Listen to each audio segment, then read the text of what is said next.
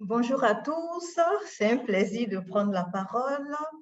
Je suis Gisèle Ablas MD et je travaille pour Save the Children, qui est une organisation centenaire et qui travaille vraiment pour les enfants. Pourquoi j'ai fait cette formation? Ça, c'est une belle question. D'abord, je vais répondre en 3 étapes. Le volet personnel, ensuite le volet structurel, et ensuite le volet don aux autres, ce qu'on apporte aux autres.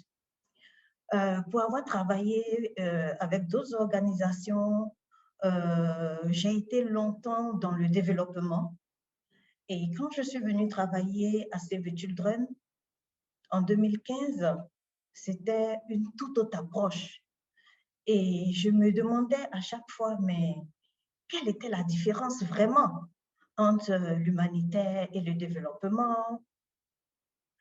Je me demandais aussi, mais finalement, est-ce qu'on peut vraiment faire de l'humanitaire? Parce que je suis là, je ne vois pas vraiment une grande différence parce que les fonds, il faut toujours compétir pour avoir des fonds. C'est vrai qu'il y a certains fonds propres, mais la majorité des fonds viennent de certains de bailleurs qui indiquent, comme vous savez, qui ont un agenda à pousser, qui ont même des stratégies, qui s'attendent même à une réponse et parfois même qui vous disent où vous devez travailler.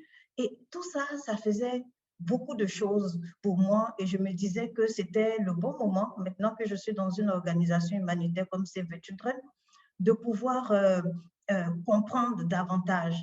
Et l'autre aspect du volet personnel, je suis personnellement très engagée dans la cause des enfants, dans la cause des personnes. Je suis médecin, donc, mais je me demandais, est-ce que je fais suffisamment?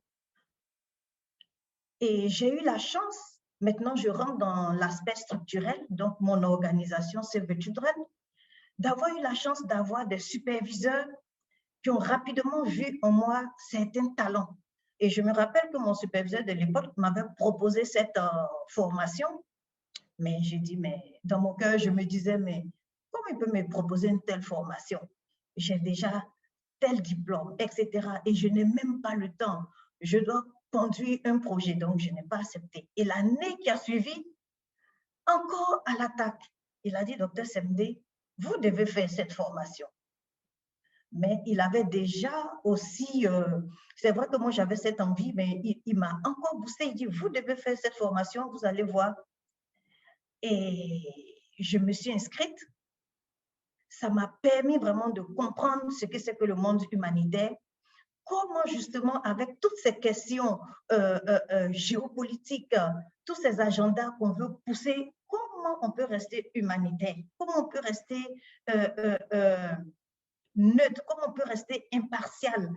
Comment on peut vraiment euh, faire ce qu'on veut faire pour tout le monde sans distinction de, de race, de religion, etc. Et vous savez qu'en Afrique, c'est pas facile parce que toutes les discussions, tous nos débats dégénèrent très rapidement sur des volets ethniques. Et j'avoue qu'en termes de géopolitique, de connaissances, ça m'a permis de mieux me redécouvrir moi-même. Tout à l'heure, Camille parlait justement des différents tests qu'on a fait. Pour une petite confidence, quand on nous a donné le programme, j'ai rempli, j'ai autant de questions, etc. Et j'étais très sceptique. J'ai dit, mais qu'est-ce que ça va donner? Comment à travers de telles questions? Mais je vous assure que quand on s'est retrouvés et qu'on nous a expliqué, c'est comme si on avait donné, je me voyais moi-même à travers un miroir. Et je dis, mais c'est pas possible, c'est vraiment quelque chose de sérieux. C'est-à-dire, je suis tellement, j'aime tellement les évidences que s'il n'y avait pas eu des choses, des éléments qui cadraient vraiment avec ma personnalité, avec ce que je suis, peut-être que je n'aurais pas cru. Mais si j'ai accepté même de parler, de venir à ce webinaire, c'est pour tous ceux qui me connaissent, c'était de dire que c'est quelque chose qui m'a vraiment apporter et on pourra en revenir. Merci.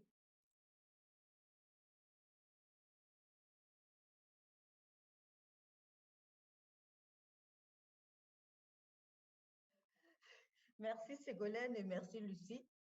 C'est une très, très bonne question.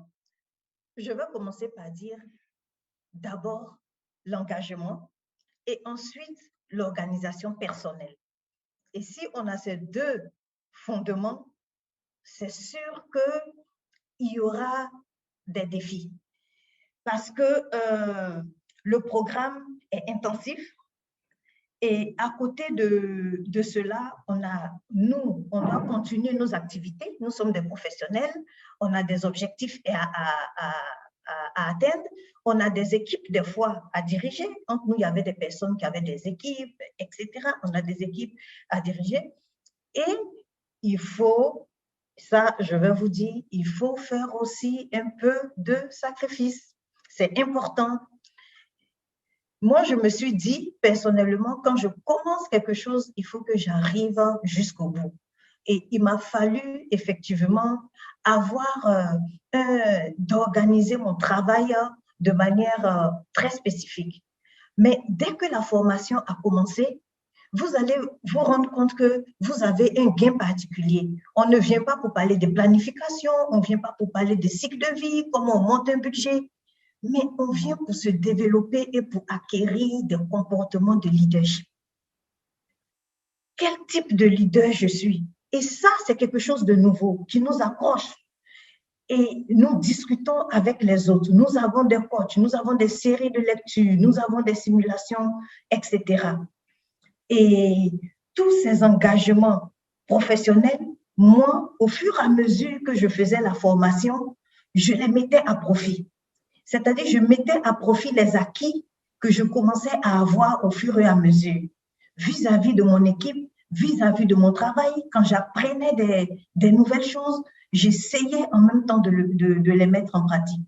Donc, ces petites astuces-là, avec l'organisation, ont vraiment permis d'aller jusqu'au bout, d'atteindre les résultats que je m'étais fixés dans mon travail et aussi les résultats en termes d'avoir évidemment ce diplôme-là.